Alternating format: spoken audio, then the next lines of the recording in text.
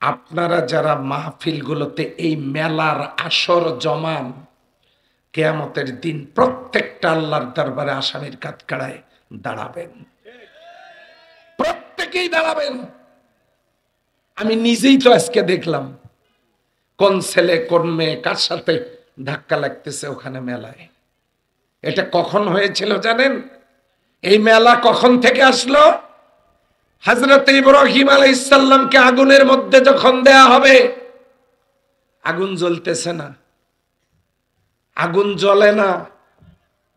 শয়তান পরামর্শ দিল, ও হে লোকেরা, আগুন জ্বলে না কেন জানো?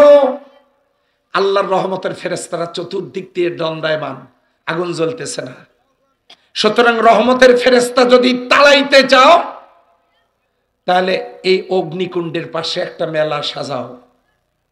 ওই মেলায় ছেলে মেয়েরা আসবে, আকাম কুকাম করবে, প্রেম নিবেদন করবে, হাত ধরাধরি করবে, অকাম কুকাম জেনাবে বিচারি পাপাচার যত হবে, রহমতের ফেরেশতারা টিকতে পারবে না। আর রহমতের ফেরেশতা যখন টিকতে পারবে না, আগুন তখন জ্বলবে। শয়তানের পরামর্শে ওখানে একটা অগ্নিকুণ্ড মেলা সাজানো হয়েছিল। আর যেই না রহমতের ফেরেশতারা সরে গেল ওদের পাপাচারের কারণে, বাস দাউ দাউ করে আগুন জ্বলে উঠল। আল্লাহ তাআলা আগুনকে বলে দিলেন, ইয়া নারু কুনি বারদাম ওয়া সালামান আলা ইব্রাহিম, হে আগুন আমার বন্ধু খলিলের জন্য আরামদায়ক হয়ে যাও। সুবহানাল্লাহ বলবেন না? এই মাহফিল যাতে কবুল হতে না পারে আল্লাহর দরবারে, সেই জন্য শয়তান পরামর্শ দিল মাহফিলের পাশে একটা মেলা লাগাতে হবে, যেন রহমতের ফেরেশতারা ওখানে টিকতে না পারে। আর আল্লাহ বলেছেন, ওয়াইযা কুরিয়াল কুরআনু ফাসতামিউ লাহু ওয়ানসিতু লাআল্লাকুম তুরহামুন। যখন তোমাদের সামনে কোরআনকে প্রেজেন্ট করা হয়, উপস্থাপন করা হয়, আলোচনা করা হয়, ফাসতামিউ লাহু ওয়ানসিতু, চুপচাপ মনোযোগের সাথে তা শ্রবণ করো, লাআল্লাকুম তুরহামুন, আমি আল্লাহ তোমাদের উপরে রহমত নাজিল করব। জনগণ যদি বলে কি রহমত নাজিল করব আল্লাহ? আল্লাহ বলেন, ইউবাদদিলুল্লাহু সাইয়্যাতিহিম হাসানাতিন, আমি তোমাদের জিন্দেগীর আমলগুলো পরিবর্তন করব, তোমাদের জীবনের গুনাহগুলো পরিবর্তন করে সমস্ত গুনাহগুলোকে আমি সওয়াব বানায় দিব।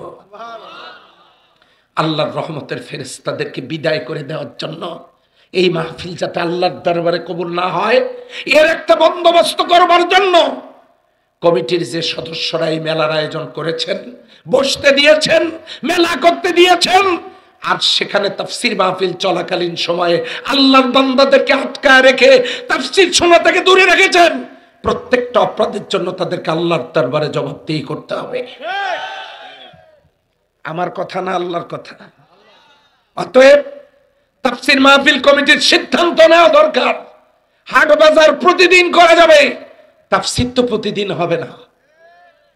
কেনাকাটা প্রতিদিন করা যাবে, আয়না চুরি কেনা প্রতিদিন বাজারে করা যাবে, মিষ্টি প্রতিদিন বাজারে কিনে খাওয়া যাবে, কিন্তু তাফসীর মাহফিলের দিনে এই অরাজকতা সৃষ্টি করার কোন ঈমানি অনুভূতি থাকা মানুষ এই কাজ করতে পারে না।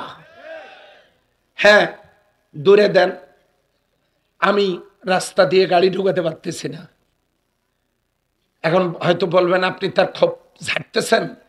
আপনাদের যে বক্তার কারণে এই মাহফিল, সেই বক্তা যদি তার গাড়িটা ঢুকাতে না পারে, তাহলে আপনার রাস্তার উপরে দোকান দিয়ে আমাকে অপমান করলেন কেন? কেন বসতে দিলেন? সম্মানিত ভাইয়েরা, তাফসীর মাহফিলে আমাকে ডাকার দরকার নাই, 30 বছর হয়ে গেছে। তাফসীর মাহফিলের অসঙ্গতি গুলো, বক্তাদের অসঙ্গতি, তাফসীর মাহফিলের অসঙ্গতি, এগুলো আমাকে বলতে হবে বক্তাদের দায়িত্ব থাকবার কারণে।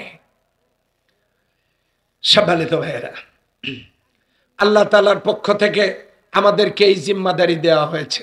নবী রাসূল সাহাবাগণ নাই, এখন এই দায়িত্ব পালন করবে কে? ইন্না আকরামাকুম ইনদাল্লাহি আতকাকুম, তোমাদের মধ্যে সম্মানিত ব্যক্তি সে যে সবচাইতে আল্লাহকে বেশি ভয় করে। কে সবচাইতে বেশি ভয় আল্লাহকে করে? ইন্নামা ইয়াখশাল্লাহা মিন ইবাদিহিল উলামা, সবচাইতে বেশি ভয় আল্লাহকে করে আলেমেরা। মঞ্চে কি সমস্যা? দয়া করে মঞ্চে বসেন। এরপর আলেমেরা সবচাইতে বেশি ভয় আল্লাহকে করে। আলেম কারা? ইন্নামাল উলামা ওয়ারাসাতুল আম্বিয়া, আলেমেরা হলো নবীদের ওয়ারিস। বলেন সুবহানাল্লাহ। এই কোরআনের তাফসীর বাংলাদেশে করা লাগতো না। স্বাধীনতার এই 53 বছরে যারা রাষ্ট্রীয় ক্ষমতায় গেছেন তারা সবাই মুসলিম মায়ের সন্তান, কিন্তু আল্লাহর কোরআন দিয়ে কেউ দেশ চালায় নাই। কথা বলেন, চালাইছে? এই কারণে তারা সুদ বন্ধ করতে পারে নাই, এই কারণে নারী নির্যাতন বন্ধ করতে পারে নাই, দুর্নীতি বন্ধ করতে পারে নাই, মানুষ খুন বন্ধ করতে পারে নাই, মিথ্যা মামলা বন্ধ করতে পারে নাই, ওজনে কম দেওয়া বন্ধ করতে পারে নাই, কোন পাপাচার তারা বন্ধ করতে পারে নাই। অতএব এটা প্রমাণিত, আল্লাহর কোরআন ছাড়া জমিনে অরাজকতা বন্ধ হবে না। সেই কোরআন বাড়িতে, মসজিদে, মাদ্রাসায়, প্রত্যেকের বাড়িতে কোরআন আছে, প্রতিটা মুসলিমের বাড়িতে কোরআন আছে। হুজ্জাতুল্লাকা ওয়া আলাইকা, এই কোরআন আপনার আমার জন্য দলিল। বাড়িতে কোরআন কিনে রেখেছেন। আপনাদের কি জল ঢাকা থেকে হানিফ পরিবহন চলে? টিকিট কেটে বাড়িতে এনে রেখে দিয়েছেন। শেফালির মাকে বললেন ঢাকায় যাব, 11টায় গাড়ি, যদি ঘুম ধরে ডেকে দিও। শেফালির মা ভুলে গেছে, টিকিট পকেটে, টের পাইছে রাত 1টায়। এবার বলছে শেফালির মা ব্যাগপত্র দাও, ঢাকায় যাব। স্ত্রী বলছে গাড়ি কয়টায়? কয় 11টায়। ঘড়ির দিকে তাকাও, কয়টা বাজে? তাকায় দেখে 1টা। তারপরে বলতেছে কাপড় চোপড় গোছায় দাও। স্ত্রী বলতেছে আর যাওয়া লাগবে না, শুয়ে পড়ো। স্বামী বলতেছে তুমি কি বোকা নাকি? মেয়ে মানুষ, এত বোঝো কেন? আমি যে গাড়িতে ঢাকায় যাব ওই গাড়ির ছবি আমার টিকিটের উপর আছে। আমি যে 900 টাকা দিয়ে টিকিট কাটছি তার টাকা পরিশোধের টাকাটা এখানে তোলা আছে, আমি টাকা পরিশোধ করেছি। কত নাম্বার সিটে যাব, D4, ওটাও লেখা আছে। তাহলে টিকিট আমার হাতে, গাড়ির ছবি আমার হাতে, সিট নাম্বার আমার হাতে, টাকা পরিশোধের ডকুমেন্ট আমার হাতে। গাড়ি কোথায় যাবে? এবার আপনারা ফতোয়া দেন, গাড়ি আছে না নাই? এটা যদি নাই হয়ে যায় টিকিট পকেটে থাকার পরেও, ঠিক তেমনি কোরআন কিনে যারা বাড়িতে রেখেছেন সেই কোরআন পড়েন না, সেই কোরআন বোঝেন না, সেই কোরআন মানেন না, সেই কোরআন আমল করেন না, সেই কোরআনের সমাজ কায়েমের জন্য কাজ করেন না। এটা হলো জান্নাতে যাওয়ার টিকিট। জান্নাতে যাওয়ার টিকিট কিনে বাড়িতে নিয়ে গিয়ে থুয়ে আপনি আপনার মতো চলবেন, মনে রাখবেন কপালে জান্নাত থাকবে না, ওই ঢাকার গাড়ির মতো চলে যাবে। কথা কি বুঝাতে পারলাম? এখন সেই কোরআন আমাদের বাড়িতে, অথচ কোরআনের সমাজ নাই। একদল আল্লাহর বান্দা এবারে রাষ্ট্রীয়ভাবে কোরআনের সমাজ কায়েম করতে চায়। কোরআনের সমাজ চালু হোক, এটা কি আপনারা চান? ইমানের সাথে হাত তুলে দেখাতে পারবেন? কোন মুনাফিক হাত তুলবেন না। জি আলহামদুলিল্লাহ। যারা চান তাদের সম্মানে দুটো কথা, হাত নামান।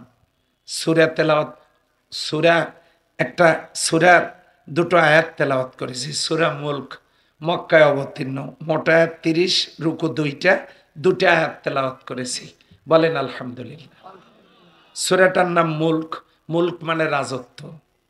মুলক মানে কি? রাজত্ব।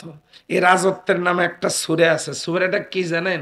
সকালে যদি পড়েন, রাতে যদি পড়েন, কি হবে জানেন?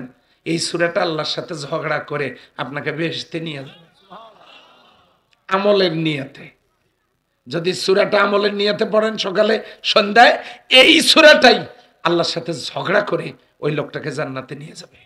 আল্লাহর সামনে দাঁড়ায় বলবে ইশফিআনি, আমার সুপারিশ গ্রহণ করো। তোমার আবার কি সুপারিশ? কাজে সূরা মুলক তেলাওয়াত করতে এই লোকটা বেহেশতের অর্ডার দিলে আমি সামন থেকে সরব, নচেত সরব না। কত বরকতপূর্ণ সূরা। সেই সূরার আমি 2টা আয়াত তেলাওয়াত করেছি। লক্ষ্য করুন কি আছে? তাবারকা, তাবারাকাল্লাযী বিয়াদিহিল মুলক। তাবারকা বলা হয় তাকে যাবতীয় সংকীর্ণতা, অপারগতা, সীমাবদ্ধতা, অযোগ্যতা থেকে যিনি সম্পূর্ণ মুক্ত, তাকে বলা হয় তাবারকা। আস্তে করে বলেন তিনি কে? আল্লাহ। তাবারাকাল্লাযী বিয়াদিহিল মুলক, ওই বরকতপূর্ণ সত্তা যার কুদরতি হাতের মুঠোয় সমগ্র বিশ্ব চরাচরের রাজত্ব। চিল্লায়া বলেন সুবহানাল্লাহ।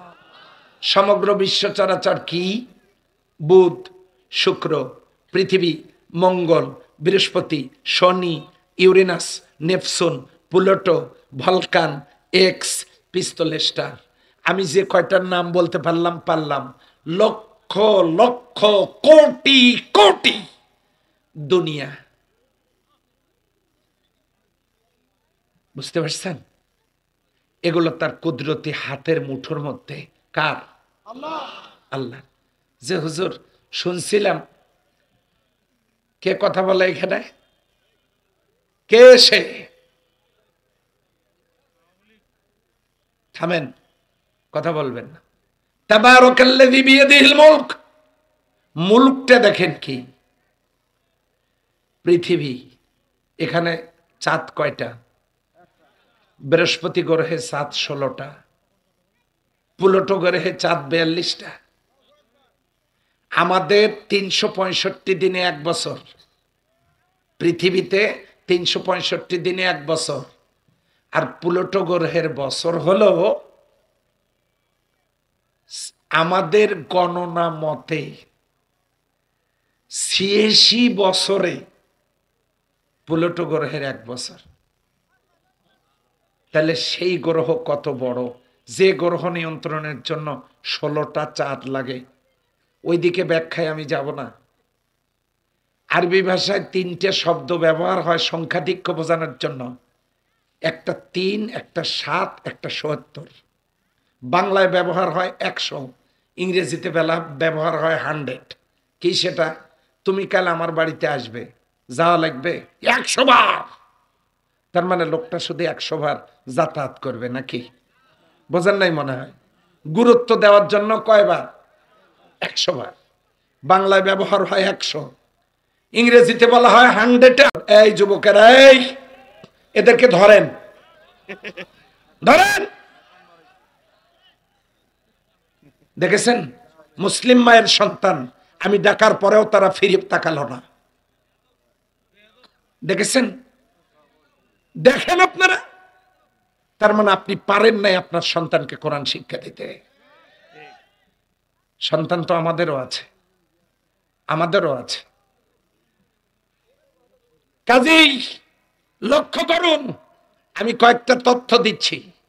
তথ্য হইল তাবারাকাল্লাযী বিয়াদিহিল মুলক, সেই বরকতপূর্ণ সত্তার হাতে সমগ্র বিশ্ব চরাচরের রাজত্ব।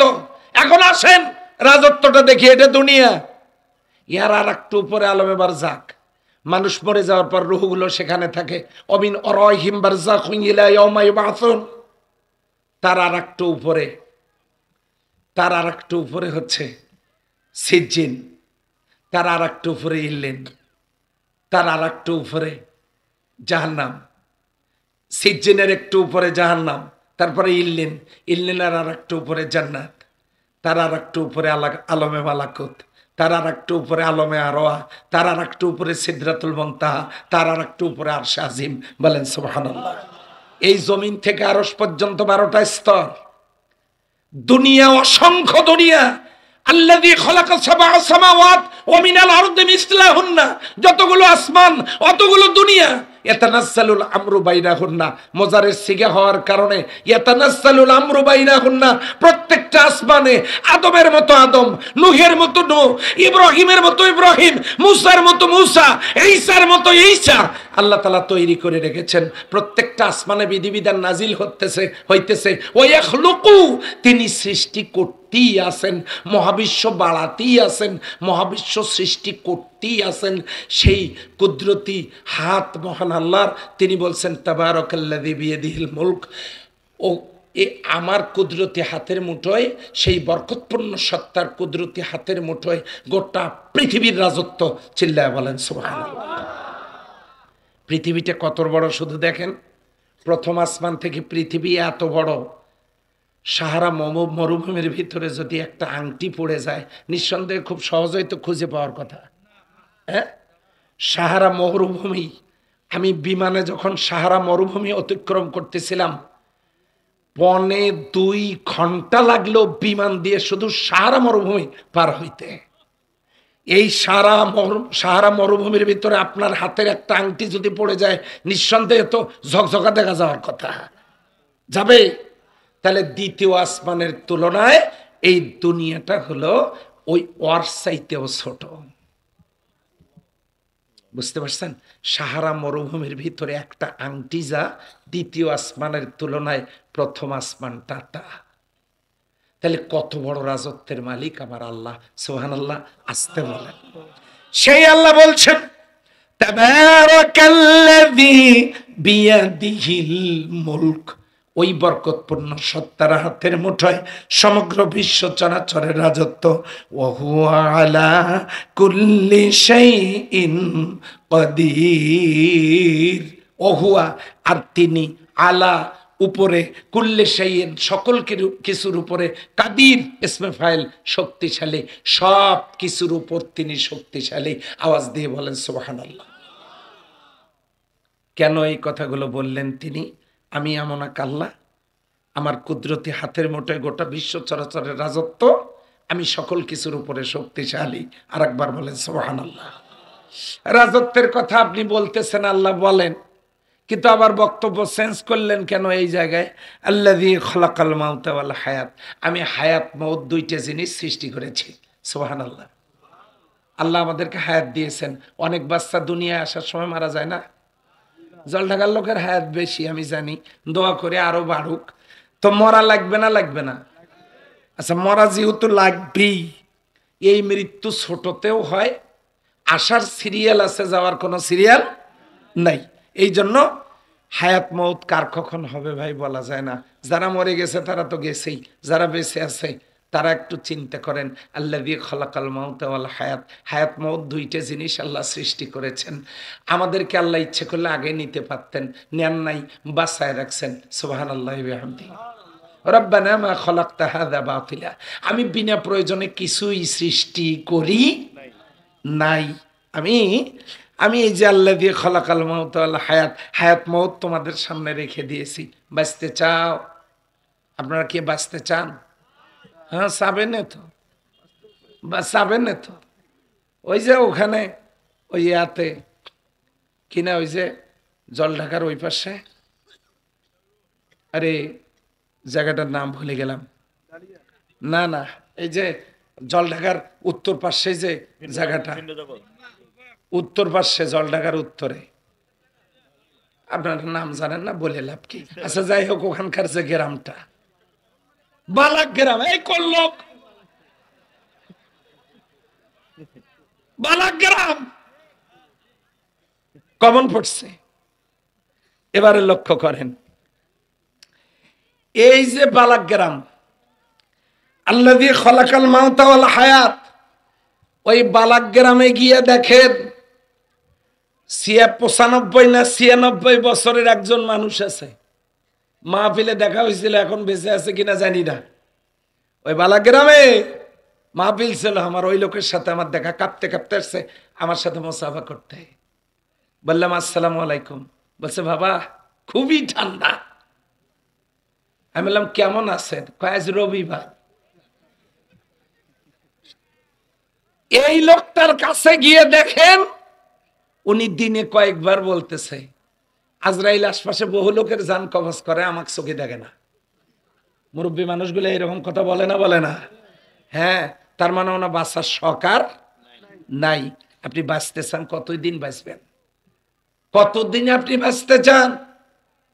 আপনি বাঁচতে পারবেন না, মরতেই আপনাকে হবে। সেটা আজকে রাত্রেও হতে পারে, কাল এরকম সময় কবরে। কাজেই আল্লাহ বাঁচায় রেখেছেন, আলহামদুলিল্লাহ বলেন। মরবই। আল্লাহ বলছেন হায়াত মউত কেন সৃষ্টি করেছি বান্দা জানো? আমি দেখতে চাই তোমরা কারা মরণকে বরণ করে নাও আর জীবনকে বাজি রাখো। জীবনকে বাজি রেখে মরণকে বরণ করে নিয়ে তোমরা একটা কাজ কারা করতে চাও? লিয়াবলুয়াকুম আইয়ুকুম আহসানু আমালা, আমি তোমাদের একটু পরীক্ষা করতে চাই, ইন্টারভিউ নিতে চাই, এক্সাম নিতে চাই, তোমাদের একটু পরীক্ষা নিতে চাই। আইয়ুকুম, তোমাদের মধ্যে কে আহসানু আমালা, অতি উত্তম আমল। ইসমে তাফজিল আহসানু আমালা, কারা কারা অত্যাধিক আমল করো, ভালো আমল করো, উত্তম আমল করো, এইটা দেখার জন্য আমি হায়াত মওত দুইটা জিনিস সৃষ্টি করেছি। আল্লাহ আমাদেরকে বাঁচায় রেখেছে। আল্লাহ দেখতে চান আমরা কে উত্তম আমল করি। বলেন সুবহানাল্লাহ। কি আমল বলেন? বেশি আমল না উত্তম আমল? উত্তম আমল কে করি এটা দেখার জন্য আল্লাহ বাঁচায় রেখেছেন। আল্লাহ পরীক্ষা নেবেন। আল্লাহর পরীক্ষা দিয়ে পাশ করতে চান না অটো পাস? পরীক্ষা দিয়ে পাশ করতে চাই। অটো অটো পরীক্ষা দিয়ে যারা পাশ করতে চান, আল্লাহ দেখতে চান তোমাদের মধ্যে কারা কারা উত্তম আমল করো। কি আমল? উত্তম আমল। সেই উত্তম আমল কি? উত্তম আমলটা কি? নামাজ পড়ি উত্তম আমল, আল্লাহ ওটা বলেন নাই। রোজা করি উত্তম আমল বলেন নাই। লিয়াবলুয়াকুম আইয়ুকুম আহসানু আমালা, আমি দেখব তোমাদের মধ্যে কে উত্তম আমল করো।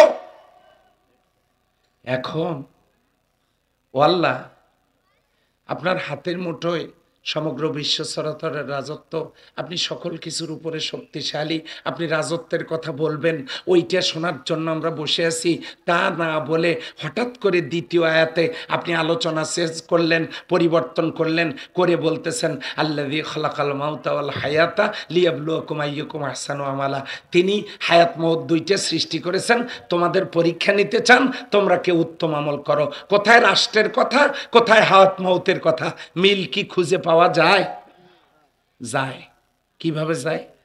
এই উত্তম আমল এমন একটা উত্তম আমল যে উত্তম আমল করতে গেলে জীবন থাকতেও পারে।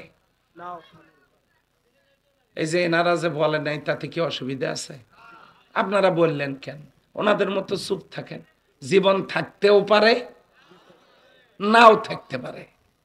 এই উত্তম আমল কোন আমল? নামাজ পড়তে যাইতে মরার সম্ভাবনা নাই। না না, জীবনের ঝুঁকি নাই। আজান হইল নামাজে যাব, আমার জীবনের ঝুঁকি আছে, এটা কি আছে নাকি? রোজা করব, জীবনের ঝুঁকি নাই। হজ করব, জীবনের ঝুঁকি নাই। যাকাত দেব, জীবনের ঝুঁকি নাই। জিকির করব, জীবনের ঝুঁকি নাই। টুপি পাঞ্জাবি পরব, জীবনের ঝুঁকি নাই। মহিলারা পর্দা করব, জীবনের ঝুঁকি নাই। তাহলে ঝুঁকি কোন জায়গায়? লিয়াবলুয়াকুম আইয়ুকুম আহসানু আমালা, আমি দেখব তোমাদের মধ্যে কে উত্তম আমল করে। তার মানে ওই উত্তম আমল করতে গেলে তুমি বাঁচতেও পারো, মরতেও পারো। এই উত্তম আমল করতে গিয়ে বাড়িতে থাকতেও পারো, হিজরত করে আবার যাওয়া লাগতে পারে, নাও থাকতে পারো।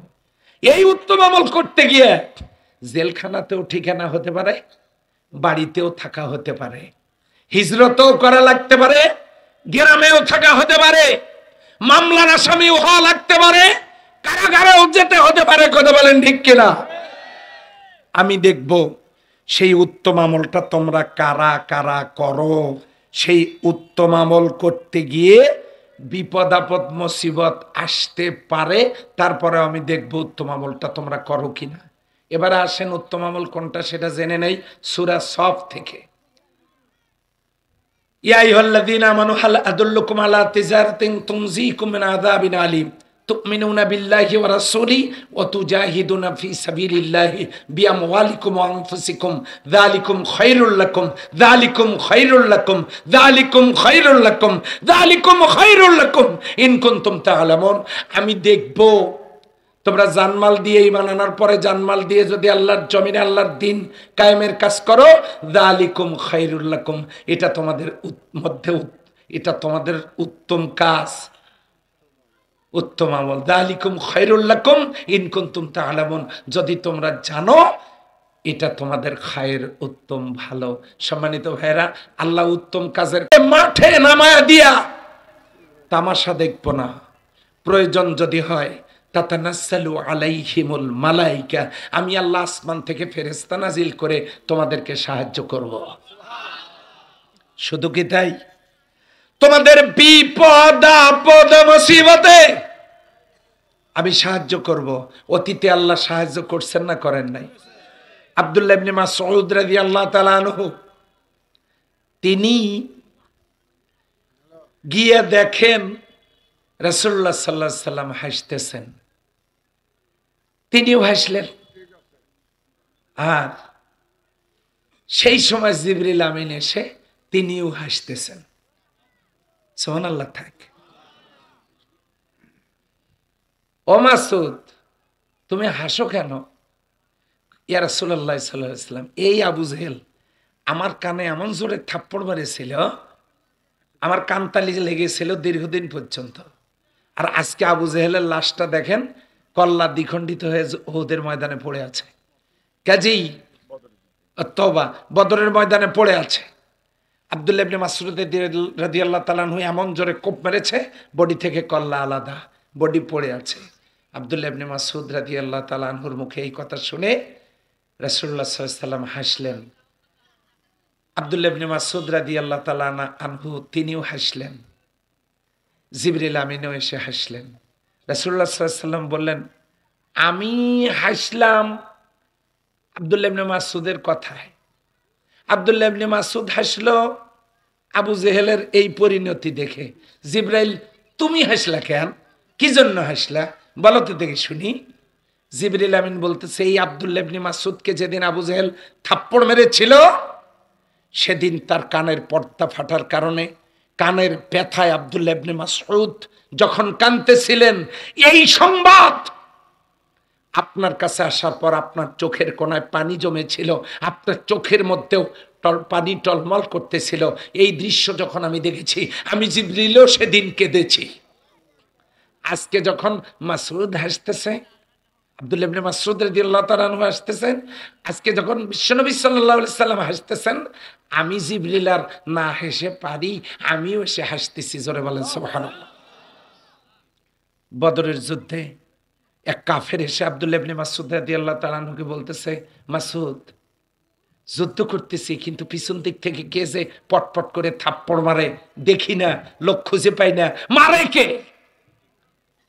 রাসূলুল্লাহ সাল্লাল্লাহু আলাইহি ওয়াসাল্লামের কাছে গিয়ে যখন বললেন, ইয়া রাসূলুল্লাহ সাল্লাল্লাহু আলাইহি ওয়াসাল্লাম, এই কাফেররা নাকি মার খাচ্ছে, কার হাতে খাচ্ছে এটা বলতে পারছে না। রাসূল সাল্লাল্লাহু আলাইহি ওয়াসাল্লাম মুস্কি হাসি দিয়ে বললেন, ও মাসউদ, বদরের যুদ্ধে মুসলিমদেরকে সাহায্য করার জন্য আল্লাহ তাআলা ৩০০০ ফেরেশতা পাঠিয়ে দিয়েছে। সে আল্লাহ আছেন তো? বর্তমানে মনে হয় অন্য কোন দেশে আছেন নাকি? আছেন তো? আল্লাহ রাব্বুল আলামিন বলেন, ও হুয়াল আসিসুল গফুর। এক নাম্বার, তিনি আজিজ। নির্ভয়ে শুধু মাঠে নামুন। আল্লাহ বলেন, আমি আজিজ। পরের শব্দ আল গফুর। যদি ওই কাজ করতে গিয়ে কোনো ভুল ত্রুটি হয়েও যায়, আল্লাহ বলেন আমি মাফ করে দিব। এক নাম্বার, কাজে নামলে সাহায্য করব, ২ নাম্বার, ভুল হলে মাফ করে দেব। সম্মানিত ভাইরা, এই জন্য আমাদেরকে বল মার্কা হওয়া যাবে না, বর মার্কা হতে হবে। কি মার্কা? কি মার্কা? হ্যাঁ, এই বল আর বর কি, এটা বলে শেষ করছি। বল মার্কা হওয়া যাবে না। এই জন্য বল কোলে করে মাঠের মধ্যে নিয়ে যায়, যেই না একটা আছাড় দেয়, বল মনে করে আনলো কোলে করে, আর আছাড় দিল, তার তো আছাড় ব্যবহার ভালো মনে হইতেছে না। এরপরে বল যখন পা দিয়ে লাথি মারে, বল বলে লোকটা তো সভ্য সমাজের মানুষ না, কোলে করে এনে আছাড় দিল, তারপরে পা দিয়ে লাথি মারলো, এ কেমন হয়ে গেল? এরপরে যখন এক পা থেকে আর এক পা, আর এক পা থেকে আর এক পা, ২২ জন প্লেয়ার যখন এই বল নিয়ে ব্যস্ত, তখন বল মনে করে ঠিকই আছে, আনন্দ খুশি নিয়ে থাকা দরকার। আমি একা, বল আমাকে নিয়ে ২২ জন প্লেয়ার খেলতেছে, এর চাইতে আর গৌরবের বিষয় কি হতে পারে? হোক না, দেখ একটা লাথি। এইরকম করে করে যখন গোলের কাছে নিয়ে যায়, দেয় একটা লাথি, ব্যাকশট দিয়ে। একজন স্ট্রাইকার যখন লাথি মারে গোল বরাবর, তখন বল বলবে মারবে, মারুক, এত জোরে মারবে কেন? কি কথা বোঝেন নাই মনে হয়? এত জোরে মারবে কেন? এরপরে গুলকি যখন বলটা ধরে, বল বলে ওই যে কোলে আসছি, আবার ওই কোলে জায়গা পাইছি, যতই দৌড়ে বাবারা আর কোনো লাভ হবে না। ও মেসি, নেইমার, চুপ করে থাকো, কোলে আসছি, আর কেউ ধরতে পারবা না। এবার আপনারা বলেন তো, সব শেষে কলিজা ছেড়া লাথিটা কে মারে? কে মারে? হ্যাঁ, এই কলিজা ছেড়া লাথিটা খেয়ে বল সা সা করে মাঠের মাঝখানে যায় আর বলে এর চাইতে আগেরটাই ভালো ছিল, ওই ব্যাক শটটাই ভালো ছিল, এত জোরে লাথি তো সইতে পারি না। এটা বলার কারণ, এটা বলার কারণ, কারণ হলো আছেন প্রত্যেকটা যুবক সবার ঘরে ঘরে, বল কোলে করে আদর করে নিয়ে যাওয়ার মতো নেতারা আসবে ডাকতে, আসো আমার বাঙ্গি মার্কার মিছিল করার জন্য। সিঙ্গাড়া, চা, বিস্কিট কত আদর করবে। নিয়ে যাওয়ার পর যখন তারা কালার দিয়ে দিল যে আপনি সিঙ্গাড়া মার্কা কর্মী, মাঠের মধ্যে নিয়ে গিয়ে আপনাকে দিল আষাঢ়। এই নেতার কাছে অপমানিত হয়ে আপনি গেলেন বলের মতো এক পা থেকে আর এক পায়ে, এক দল ত্যাগ করে আর এক দলে, নেতাদের পায়ে পায়ে আপনি ঘুরতে থাকলেন। এই অবস্থায় হায়াতি জিন্দিগি শেষ। পরে মৌতির বিছানায় ফেরেশতা আপনাকে দিল কিক, গেলেন গোল বরাবর, সেটা হলো জাহান্নামের ফেরেশতা মালিকের কাছে আপনি গেলেন। আর জাহান্নামের ফেরেশতা মালিকের কাছে যখন আপনি গেলেন, গুলকি যেমন ব্যাকশট দিয়ে কলিজা ছেড়া লাথি দিয়ে বলকে মাঠের মাঝখানে পাঠায় দেয়, ঠিক তেমনি জাহান্নামের ফেরেশতা মালিক লাথি দিয়ে লোকটাকে জাহান্নামের মাঝখানে ফালায় দেবে। কথা বলেন ঠিক কিনা? এই জন্য বলেছি বল মার্কা হওয়া যাবে না। টাকা নাই চা খাবো না, টাকা নাই বিস্কিট খাবো না, টাকা নাই সিঙ্গারা খাবো না, কিন্তু এগুলো খেয়ে ওই সমস্ত দুর্নীতিবাজদের দালালি আর জীবনে করব না। সিদ্ধান্ত নিতে হবে। কথা ঠিক কিনা? তাহলে বল মার্কা হওয়া যাবে না, হতে হবে কি মার্কা? বর। বর কি? বিয়ে তো করছেন নাকি? অনেকেই করেন নাই। বর যাত্রী হয়ে বরের সাথে যান নাই? বর যাত্রী হয়ে ওই যে একজন গেছে বাকিরা যায় নাই, গেছিলেন? এই যে বর যাত্রী হয়ে যাওয়ার পর মশানি আলাদা, পাওয়ারই আলাদা। হাড় খাবো না, ডাল খাই না, সবজি ফালায় দেয়। খাওয়া দাওয়ার সময় কত রেস্ট্রিকশন, গোশতের গামলা, সবজির বাটি, প্লেট, গ্লাস হাত লেগে পড়ে ভেঙে যায়। মেয়ের বাবা আসে, এসে বলে কোনো অসুবিধা নেই, আর একটা গ্লাস নিয়ে আসো। খাওয়া দাওয়া শেষ, খাওয়া দাওয়া শেষ। এখন এই দুষ্ট ছেলেটা দেখলো গাছে আম পাকছে, গাছে উঠলো, কোনের বাড়িতে গাছে আম খাওয়ার জন্য গিয়ে জোরে একটা ঝাঁকুনি মেরেছে, কাঁচা পাকা আম কিছু পড়েছে। মেয়ের ছোট ভাই গিয়ে বলতেছে আব্বা সব শেষ।